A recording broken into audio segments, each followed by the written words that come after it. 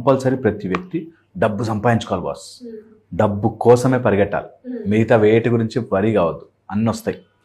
99% కష్టాలు డబ్బులు అరౌండ్ ఉంటాయి. అవును సార్. సో డబ్బు కష్టము ప్రతి మనిషి దాటేయాలి.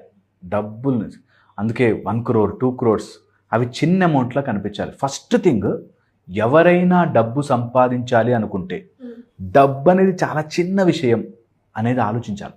ఇది మీరు నిజంగా నమ్మి చూడండి. నా మాటగా నన్ను కొంత ఫాలో అయితే నన్ను ఈ మాట డబ్బా వస్తుంది బాస్ నా దగ్గరికి అనే ధైర్యంతో ఉండండి. ఫస్ట్ థింగ్, వచ్చి తీరుతుంది డబ్బు.